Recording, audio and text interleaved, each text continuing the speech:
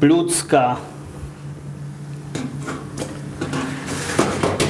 Ako sa to všetko uvarí, tak to vyberieme. Oberieme mäso, ktoré si rozdelíme niečo na tlačenku, niečo ide do zabíjačkovej polievky a zbytok zomelieme do jaternic. Do jaternic ešte dávame krupy, ktoré ochutíme soľou, bravčovou masťou. A takisto idú otočky, kde si zomelieme črevné sádlo a cibuľu. Všetko sa to zomelie, premieša a dochutí. Hej. A jak sa bude ochucovať taký istý pomer?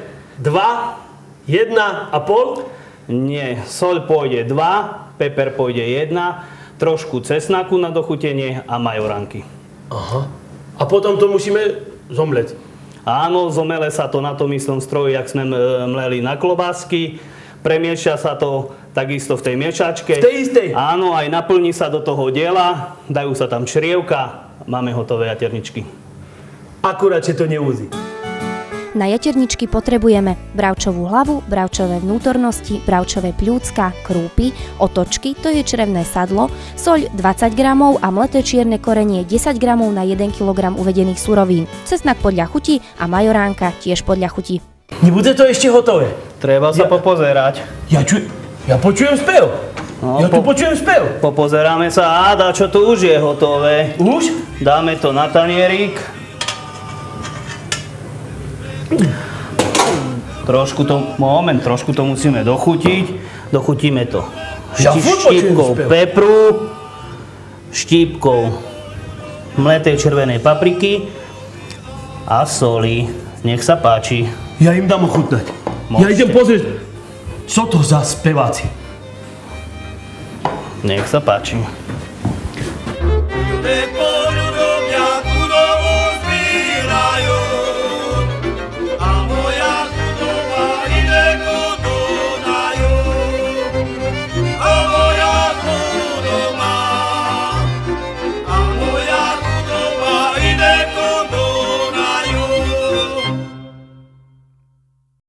Chlopi, to jak krásne spívate, až do kuchni čuť. No, skazí sa, abo jak to, že vy tu še vyskytli? Tam my tu často chodíme, a jak to, že ty nás nepoznáš? Chlopov zo súboru z Kečere, z Jakubian. Z Jakubian? No ja. Ja neznám, bo ja len tu na Uriabinu chodím a i do Litmanovej na odpust. Ešte. Za to treba príť aj do Jakubian zazri ty. To prídem takedy. Joj.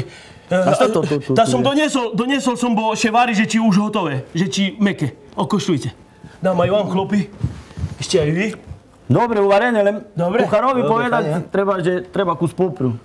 To nie, to do húrkoch ide, to ešte potom dodá, lenže či hotové, že či môžu už... Dobre. Všetko? Parádne. Tak si dajte ešte po jedným. No, tá dovarené, keď vy druhý raz berete. Aha, parádne.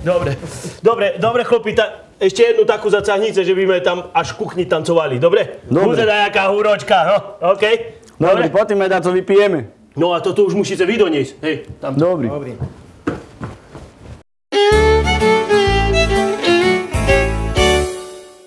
No na jaterničky už sme vybrali, ale vidím, že nám dáco ešte ostalo. Áno, ešte tu máme podhar hlínu. Aha. Vyberieme na tanier. A teraz si ju pripravíme tradičným spôsobom. Štípka pepru, papriky, soli, cesnaku a takto to rukou všetko natrieme. Jaké nehorúce? Nie. A dáme to vychladiť, aby sme to mohli potom pekne na studeno narezať. Zdravotná bomba. Varený bravčový lalok ochutíme čiernym korením, mletou červenou paprikou, soľou a cesnakom. Výborné klobásky, jaterničky, ale k zabíjačke patrí ešte zabíjačková kapusta. Co všetko nám k tomu treba? Kyslú kapustu, uvarený bočík porezaný, surová bravčová pečeň porezané na rezančeky, surová cibula, bravčová masť, mletá červená paprika, mleté korenie, soľ, trošku cesnaku. Ňam, dobrú chuť! Môžem vám pomôcť? Nech sa páči. Nech sa páči. Bravčovú mázu sme tam dali. Áno. Necháme ju roztopiť. Prejdeme na druhú stranu. Veď si zavádzam. Áno. Dáme cibuli. Tak. Musí sa sprážiť do sklovita. Miešame. Jak vieme znať, že je to sklovité? Musí byť také jak zlata tá cibula. A, že zlatá? No. No, začína byť zlatá. No, primiešame tam bravčovú pečeň. Áno. Miešať, poprosím. A pečeň nebudeme do sklovita. Pečeň sa musí urobiť na hotovo. Môžeme dať trošku pepru. A nekýchate tak, keď dávate popoj? To som zvyknutý už na to. Dobre. Premiešame. Pečeň sa len musí tak zľahka premiešať. Nesmie sa dlho miešať, lebo potom tvrdne. Čo tvrdne? No pečeň. Keď sa mieša? Keď sa dlho robí pečeň, tak čím dlhšie sa pečeň robí, tým je tvrdšia. No, to ja som už tak raz vajca varil. Lebo tak tvrdne pečeň aj... Aj po. Tak. Dáme nakrajaný bočík, na rezančeky. Na kocočky. Na kocočky. Daj na kocočky. Koľko sme to pražili? Asi 10 minút. Teraz si tam dáme trošku cesnaku. A prečo sa nedáva cesnak od začiatku? Lebo by vyprchali, aroma by z neho vyprchala. Aha. Trošku papriky. Niekde sa nedáva paprika, ale my dávame. Zarestovať, osoliť. Zarestovať. Ale viem miešať už, ne? Ne. Tak. No a teraz pridáme kyslú kapustu. Prosím, premiešať dobre. Áno. Odborníci od toho sú tu. To už môžeme pomaly aj servírovať.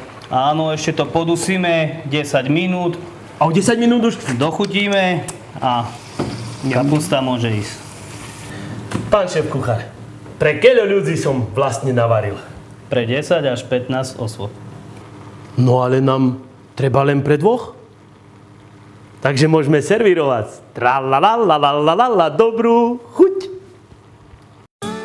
Na zabíjačkovú kapustu pre 2 osoby potrebujeme 400 g kyslej kapusty, 50 g uvareného bravčového bôčika, 30 g surovej bravčovej pečene, 1 väčšiu cibuľu, 40 g bravčovej masti a podľa chuti mletú červenú papriku, mleté čierne korenie a cesnak.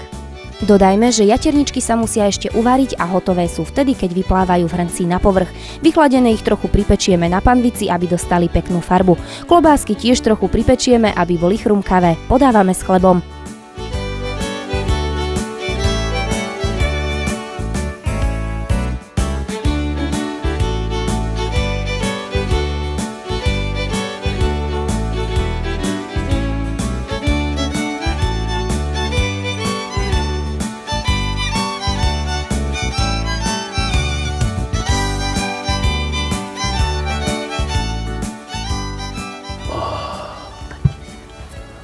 Ďakujem veľmi pekne. Uštipnite mne. Asi šemiš nie.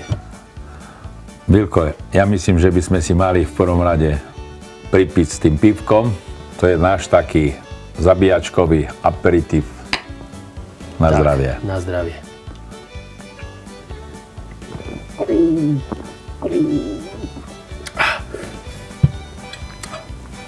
No a dobrú chuť. Dobre, ja už jej neznám dočekať. No, tak čo, jak ti chutí tá jaternička?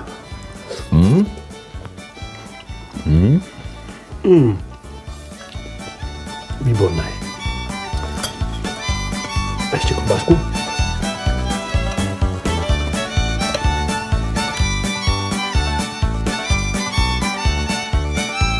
Ani neznám, či chcem chleba. Tak máme dosť kapusty. No, tak bez tej kapusty.